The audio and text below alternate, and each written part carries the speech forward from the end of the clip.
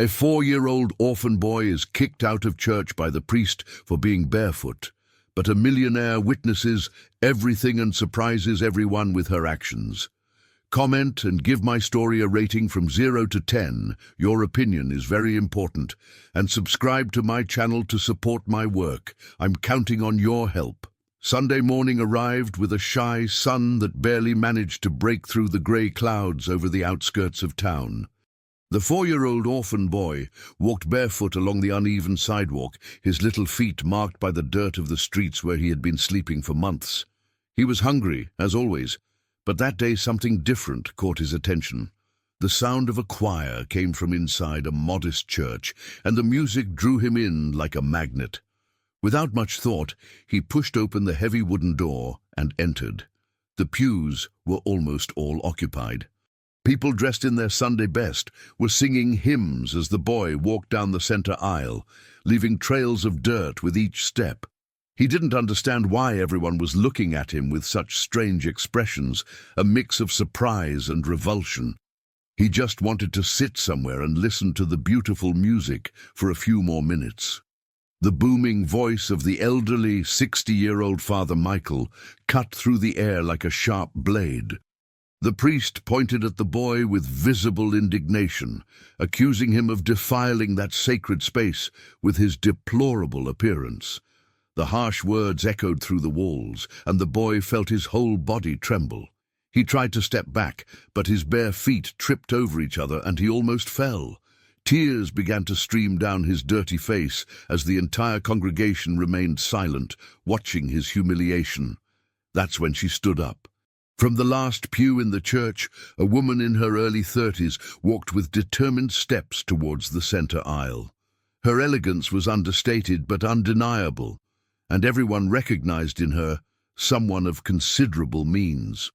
Without hesitation, she stopped halfway down the aisle, and before everyone's astonished eyes, took off her expensive shoes. The woman declared in a firm voice that if that boy couldn't enter that house shod, neither would she. The silence that followed was deafening. The priest turned red, his mouth opening and closing without being able to form words. The woman extended her hand to the frightened boy, inviting him to sit next to her. The boy looked at that hand as if it were a miracle, something he no longer knew could exist. Slowly, he took her delicate fingers and let himself be guided to the nearest pew. The rest of the service took place in an atmosphere of palpable tension. Father Michael tried to regain control of the situation with his usual words about love and charity, but his voice sounded hollow and hypocritical after what everyone had witnessed. When the service finally ended, several people hurried out, avoiding looking at the woman and the boy. Others remained, whispering among themselves with expressions of disapproval. The woman didn't care about any of them. She knelt down to the boy's level and asked his name, where he lived, if he had any family. The boy replied in a trembling voice that he had no one, that he had been sleeping under a nearby bridge for 6 months. He said that sometimes he got food at traffic lights when drivers took pity on him, but most of the time he went hungry. The woman felt something tighten in her chest, a pain she couldn't name. She made a decision at that moment. She offered the boy a hot bath and a meal at her home. The boy hesitated, his eyes revealing the fear of someone who had trusted before and been disappointed. But there was something about that woman, a sincerity in her gaze, that made him nod shyly. During the car ride to the mansion in the hills, the boy couldn't stop looking out the window. He had never been in such a comfortable vehicle, with soft seats and air conditioning that kept out the sweltering heat of that day. The woman tried to talk, and she was surprised to discover that this frail boy, who looked only about 2 years old due to extreme malnutrition, was intelligent and articulate. He talked about dreams of learning to read, of attending a real school, of having a safe place to sleep. Each word broke the woman's heart a little more, as she had never been able to have children of her own, despite always wanting to be a mother. Her life was full of material comfort, successful investments, and considerable wealth, but empty of real purpose. That huge house where she lived alone was just a constant reminder of her loneliness. When they arrived at the mansion, the reaction of the 60-year-old housekeeper was not what the woman expected. The employee, who had worked there for decades, showed clear resistance. Her lips tightened into a thin line when she saw the dirty boy enter through the main door. She suggested discreetly but firmly that it would be more appropriate to take the child to a municipal shelter instead of bringing him into that refined environment. The tension between the two women was immediate. The boss insisted that the boy would stay there for as long as necessary, and that she wanted a room prepared immediately, as well as clean clothes and hot food. The housekeeper obeyed, but her discontent was obvious in every abrupt movement, in every disapproving look she cast in the direction of the child. The boy noticed everything. He was used to not being welcome anywhere. He shrank into a corner of the luxurious room, trying to occupy as little space as possible, as if his mere presence was a nuisance that needed to be minimized. The woman noticed and felt a wave of anger against the employee, against the world that had treated that child with such cruelty. When the bath was ready, she herself took the boy to the bathroom and showed him how the shower worked. He looked at the hot water falling as if it were magic. While he washed, the woman waited outside the door, listening to the little sounds of joy that escaped him as he felt the comfort of that simple experience. Later, seeing him dressed in clean clothes and eating voraciously the plate of food that the housekeeper had reluctantly prepared, the woman knew that she couldn't just let him go the next day. Something had changed inside her that day at the church. She had found a purpose that all her accumulated capital over the years had never provided. The first days in the mansion were a revelation for the orphan boy. He would wake up startled in the middle of the night, expecting to feel the cold concrete of the bridge where he used to sleep. But instead, he found soft sheets and a warm blanket. It took him a few seconds to remember where he was, and then a mixture of relief and fear would take over him. Fear that all this would suddenly disappear, that he would wake up and discover that it had been just a cruel dream. The millionaire woman watched each of the boy's reactions with growing attention. She noticed how he would save pieces of bread in his pocket during meals, a habit of someone who never knew when he would eat again. She saw how he took long baths, enjoying every second under the hot water as if it were the last time. She realized that he never asked for anything, never complained, just accepted everything with a silent gratitude that broke her heart. The housekeeper, on the other hand, maintained her cold demeanor. She fulfilled her obligations to take care of the boy with professional efficiency, but without any human warmth. She prepared his meals separately, as if contaminating the boss's food was a real possibility. She washed his clothes in different cycles than the other items. She obsessively cleaned every room the child passed through, as if he left invisible dirt wherever he went. The woman confronted the employee several times about this attitude, but the old woman simply replied that she was just doing her job as best as possible. The tension in the house grew day after day, creating an uncomfortable environment that the boy felt deeply, even without fully understanding it. Meanwhile, the news about the incident at the church spread through the community like wildfire. The versions of the story varied drastically depending on who was telling it.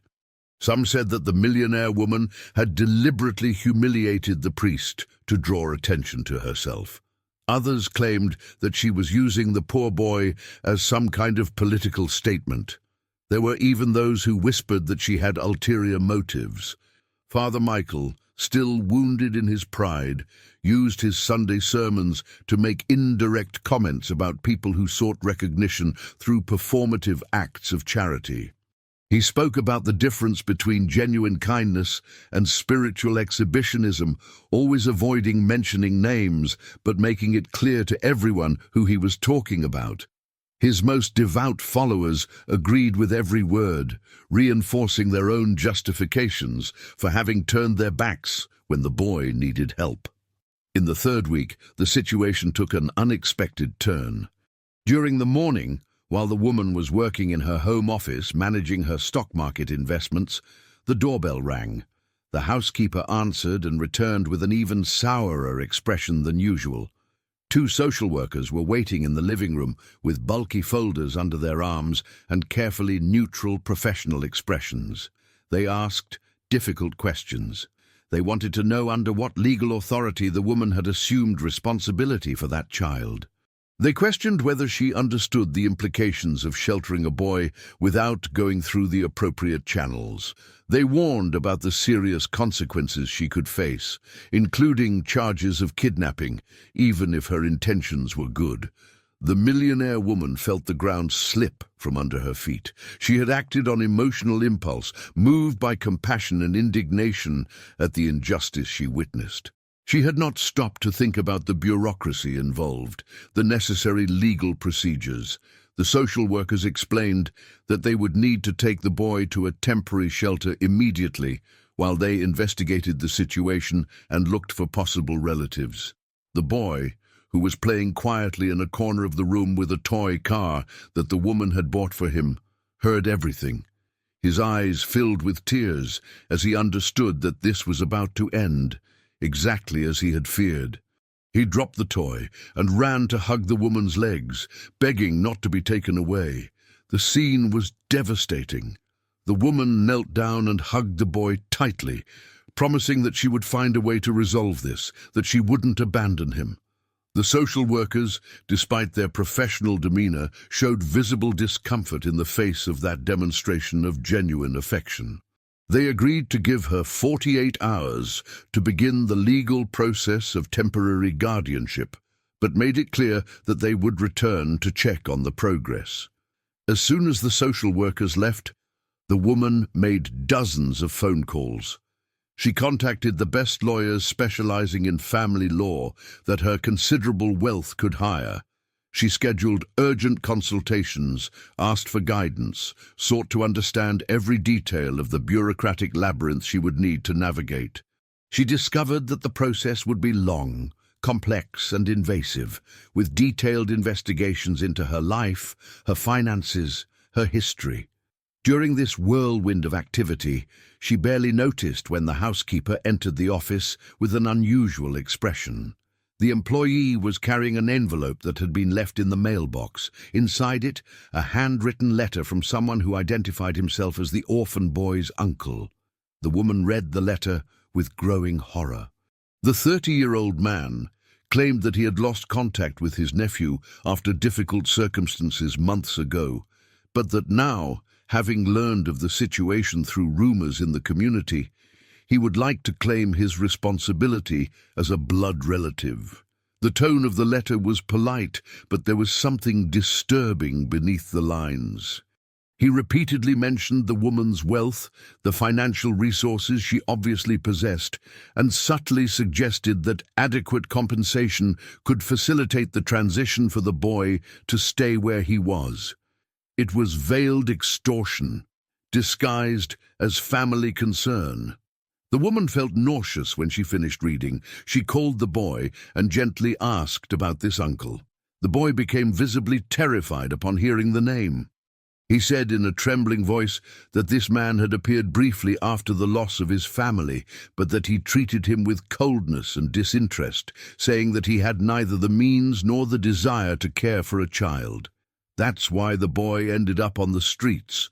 The revelation enraged the woman. This man had abandoned his nephew when he needed him most, leaving a 4-year-old child to fend for himself, and now he reappeared like a vulture smelling financial opportunity. She decided at that moment that she would fight with all her strength and resources to protect the boy from that individual.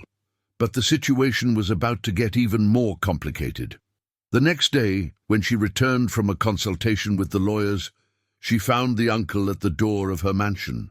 He was tall, wore cheap clothes, but tried to maintain a respectable appearance. His smile was fake, his eyes calculating. He demanded to see his nephew, claiming to have a legal right as the closest relative. The housekeeper, surprisingly, blocked his entrance with unusual firmness. For the first time since the boy's arrival, the elderly employee demonstrated something resembling protection. She told the man that her boss wasn't home, that he should return at another time after scheduling an appropriate visit. The uncle insisted, his voice rising in tone, making veiled threats about lawsuits and public scandals. That's when the woman appeared, returning from a side entrance to the property. She faced the man with a coldness he didn't expect. She said that any future communication should be done through her lawyers, and that if he appeared on her property again without authorization, she would call the authorities. The man laughed contemptuously, but there was nervousness in his eyes. Before leaving, he shouted that she didn't know who she was dealing with, that she would regret having him as an enemy. The following weeks turned into a bureaucratic nightmare that tested the emotional limits of the millionaire woman. The lawyers explained that the guardianship process would be long and invasive, involving psychological evaluations, frequent home visits, and court hearings that would drag on for months. Each day brought a new stack of forms to fill out, new documents to sign, new demands from a system that seemed more interested in procedures than in the real well-being of the child. The orphan boy, sensing the growing tension in the house, began to withdraw again. He started talking less, hiding in corners, shrinking his body as if trying to disappear. At night, his nightmares returned with renewed force.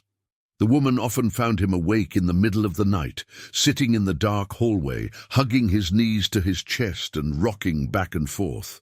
On one of those nights, she sat down next to him on the cold floor and just stayed there, in silence. The boy eventually rested his head on her shoulder, and they stayed like that for hours, until the sun began to rise. No words were spoken, but something profound solidified between them in that shared stillness. The first court hearing was scheduled for 2 months from then. Meanwhile, the greedy uncle didn't stay quiet. He hired a cheap but cunning lawyer who began spreading rumors throughout the community about the rich woman's true intentions. They suggested that she was using the boy as some kind of charity case to improve her public image, that she was buying the child's affection with luxuries that she wouldn't be able to maintain when the novelty wore off.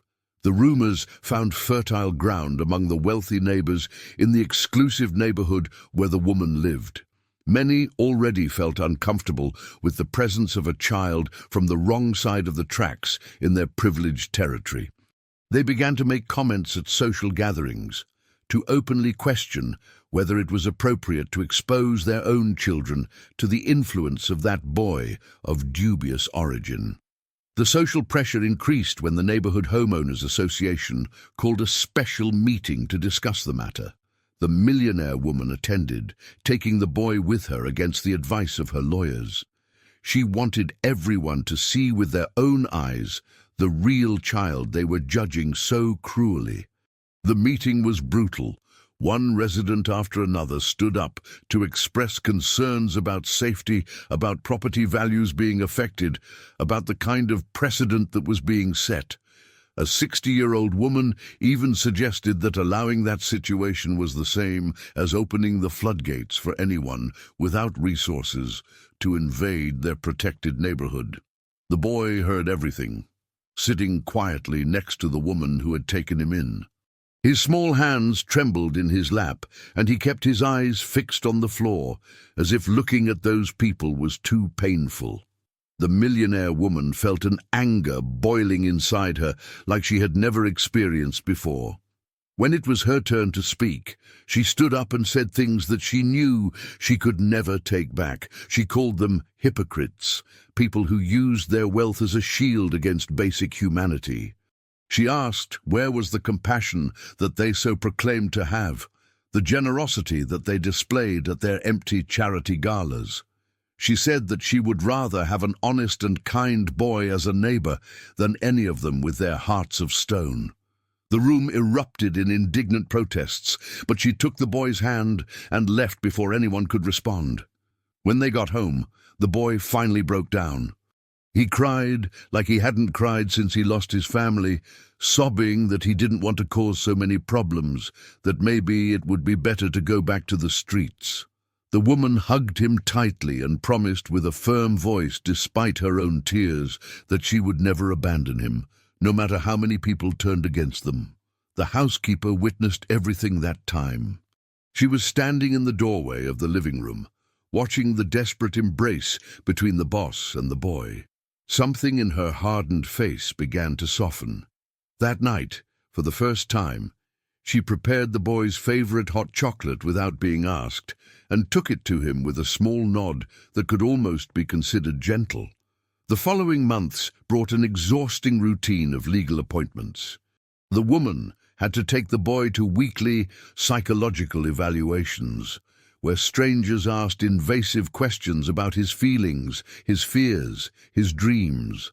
Social workers appeared without warning for home inspections, examining every corner of the house, making notes on their clipboards with impassive expressions.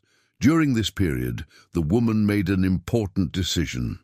She enrolled the boy in a private school nearby, ignoring the advice of her lawyers that this could be seen as presumptuous before guardianship was official. She argued that the child had missed too much schooling and that every day counted. The first day of school was difficult. The boy came home with red eyes, admitting timidly that some classmates had laughed at him when they found out that he didn't know how to read yet. Others asked cruel questions about why he didn't live with his real family. The teacher had to intervene when an older boy pushed him on the playground, calling him an intruder. The millionaire woman called the school, demanding an immediate meeting with the principal. She made it clear that she would not tolerate bullying of any kind and that she expected measures to be taken to protect the boy. The principal, an elegant lady in her 60s, listened carefully and promised to address the situation. But there was skepticism in her eyes, as if she also doubted the permanence of that arrangement. Despite the difficulties, the boy demonstrated an impressive determination. He studied every night with the woman, absorbing knowledge with a thirst that surprised even his teachers. In a few weeks, he was reading his first words. In 2 months, he could already read entire sentences. His natural intelligence, finally having the opportunity to flourish, shone like a diamond being polished. The physical transformation was also remarkable. The boy gained weight. His cheeks became fuller. His skin acquired a healthy glow. He no longer looked only 2 years old, but finally the age he actually was. The doctor who was monitoring him commented that it was one of the most impressive cases of nutritional recovery he had ever witnessed. But not all was good news. The greedy uncle intensified his legal attacks. He submitted documents to the court, claiming that he was able to take care of his nephew now, that he had found a stable job and a suitable apartment. His lawyers argued that blood kinship should take priority over the whim of a rich woman who would eventually tire of the child as she tires of a new toy. The accusation that she saw the boy as a toy deeply wounded the woman. She spent sleepless nights preparing her defense, gathering evidence of the genuine relationship she had built with the boy, documenting every moment of care, every achievement, every smile. The date of the main hearing was approaching, and the tension in the house reached unbearable levels. The millionaire woman obsessively reviewed all the documents, all the testimonies that her lawyers had prepared. She had spent a considerable fortune of her wealth on legal fees, but she didn't care. This wasn't about money, it was about something much more valuable. 3 days before the hearing, something unexpected happened. The housekeeper asked to speak with her in private. The elderly employee, with tears in her eyes for the first time in decades, apologized for her initial coldness. She admitted that she had judged the boy for his origin, that she had allowed her own prejudices to cloud her humanity. She said that she would testify in court, that she would tell the judge about the transformation she had witnessed in the house, about the genuine love that clearly existed between the boss and the boy. The woman hugged the housekeeper, and the two cried together. The boy, who had overheard everything from outside the door, timidly entered and hugged the employee's legs. The old woman bent down and hugged him for the first time, whispering that she was sorry for having been so hard on him. The day of the hearing dawned cloudy and cold. The millionaire woman woke up before sunrise, unable to sleep more than a few hours during the night. She found the boy already awake too, sitting in the kitchen with a glass of milk that he had barely touched. His eyes reflected the same fear that she felt, but also something more, a silent trust in her that made her take a deep breath and strengthen her determination. The housekeeper prepared a hearty breakfast, but neither of them could eat much. As they got ready to leave, the elderly employee held the boss's hand for a moment and said that she would be praying for them. It was a simple gesture, but it carried all the weight of the change that had taken place in that house in recent months. The courthouse was an imposing concrete building that seemed to have been designed to intimidate. They climbed the stairs slowly, the woman holding the boy's hand firmly. At the door of the courtroom, their lawyers were waiting for them with professional expressions, but she could see the worry in their eyes. This was a difficult case, they had warned repeatedly, with no guarantees of victory. Inside the room, the greedy uncle was already sitting with his lawyer. The 30-year-old man smiled as he saw them enter, a smile that didn't reach his calculating eyes. The boy shrank back at the sight of his uncle, squeezing the woman's hand tighter. She whispered reassuring words in his ear, promising that she would be by his side no matter what happened. The judge entered, a 60-year-old man with grey hair and a stern expression that revealed nothing of his thoughts. The hearing began with the lawyers presenting their opening arguments. The uncle's lawyer painted a moving picture of a man who had faced temporary difficulties, but who was now ready to assume his family responsibilities. He emphasized the importance of blood ties, suggesting that a child should be with his real family, not with a rich stranger who could tire of him at any moment. The woman's lawyers countered with documented evidence of the uncle's previous neglect, his complete abandonment of his nephew when the child needed him most. They presented medical reports showing the boy's physical transformation under the woman's care, psychological evaluations attesting to his healthy emotional bond with her, letters of recommendation from teachers about his impressive school progress. But the twist came when the uncle's lawyer brought witnesses who claimed to have seen the millionaire woman treating the boy distantly in public, as if he were an employee and not a son. They were blatant lies from people the uncle had paid, but they sounded convincing in the cold courtroom. The woman felt the panic rise in her chest as she heard those falsehoods being presented as truths. The housekeeper was called to testify. The elderly employee walked to the witness stand with firm steps despite her age. Under oath, she told her complete story, not hiding her initial resistance, her coldness, her prejudices. But then she described in moving detail the transformation she had witnessed, not only in the boy, but in the boss herself. She spoke about nights when the woman stayed awake, caring for the child's nightmares, about how she cancelled important appointments to be present at his school events, about the genuine love that flourished in that house. The uncle's lawyer tried to discredit the housekeeper's testimony, suggesting that she was being paid to lie. The old woman looked directly at him and said in a firm voice that she was there because her conscience would not allow her to remain silent while an innocent child was being used as a bargaining chip by a man who had never shown any real love for him. Then came the moment that would change everything. The judge asked to speak with the boy in private, in his private office, without the lawyers or adults present. The millionaire woman felt her heart almost stop. She looked at the boy, who was pale but trying to look brave. She whispered that he should just tell the truth, speak from his heart, and that she would be waiting right outside. The minutes that followed were the longest in the woman's life. She paced back and forth in the hallway, her hands trembling, her mind creating increasingly dark scenarios. The housekeeper, who had remained in the courtroom, sat next to her and held her hand in silence. When the boy finally came out of the judge's office 20 minutes later, His eyes were red, but there was something different in his posture. He walked straight to the woman and hugged her. She lifted him in her arms, feeling her heart beat erratically, not knowing what that hug meant.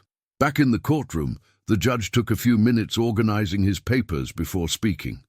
The silence was so dense that it felt solid.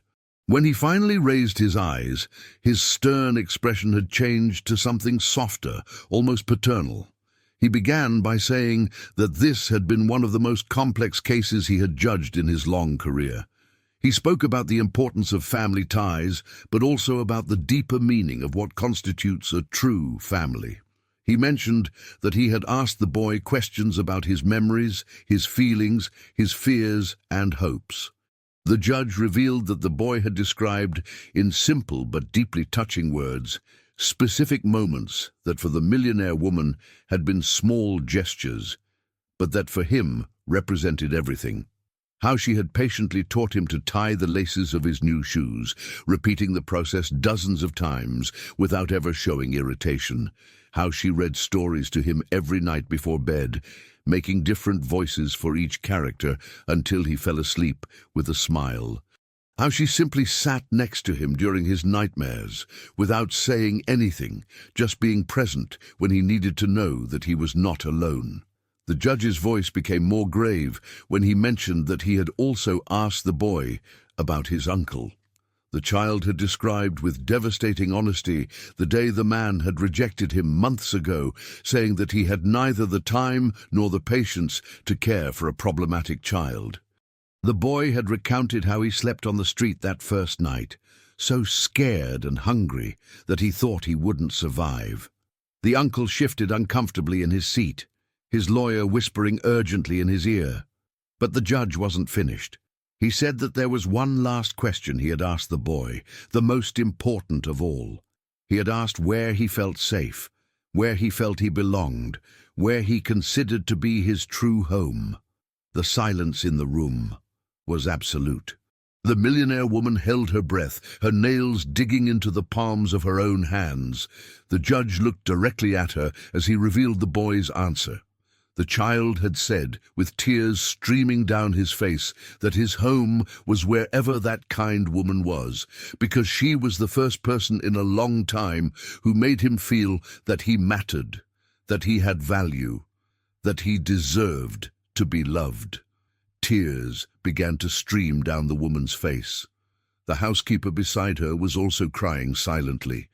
Even some of those present in the room, including the court clerk, were discreetly wiping their eyes. The judge delivered his sentence in a firm but gentle voice. He granted permanent custody of the orphan boy to the millionaire woman, recognizing that despite the initial irregularities in the process, the child's well-being had not only been met, but had flourished under her care. He noted that true family is not defined only by blood, but by love, commitment, and constant presence. As for the uncle, the judge severely warned him about his transparent attempts at exploitation, warning that any future attempt at unauthorized contact would be treated with the full force of the law. The room erupted in reaction. The uncle rose furiously, shouting about injustices, but his lawyer pulled him out before he could further worsen his situation. The millionaire woman fell to her knees, hugging the boy so tightly that he laughed through his tears, saying that she was squeezing him too hard. She loosened the hug just enough to look into his eyes and whisper that he was safe now, that nothing and no one would ever separate them again. 3 months later, life had stabilized into a new normal. The boy, now legally the woman's son through all the appropriate channels, flourished at school. He had made genuine friends. His grades were exceptional, and his naturally gentle personality won over everyone around him. The housekeeper had become a dedicated grandmother figure, spoiling the boy with her special recipes and telling stories about her own childhood. The millionaire woman discovered that her life, previously empty despite all her wealth accumulated in investments and stocks, now had a meaning that money could never buy. She woke up every day with purpose, slept every night grateful, and finally understood what really mattered. As for Father Michael, who had kicked the boy out of the church on that fateful Sunday morning, he never fully recovered from the public shame. Many parishioners left his congregation, seeking places where compassion was practiced and not just preached. The story of that morning became a lesson in the community about judgment, hypocrisy, and the importance of treating each person with dignity, regardless of their appearance or origin. And the boy, who had begun his journey as a barefoot and rejected child, now had a home, a family, and a future full of unlimited possibilities. If you enjoyed this video, please subscribe to my channel. I promise to bring you videos every day that will make your life happier. Comment on what you thought of my story, giving it a rating from 0 to 10, and thank you very much.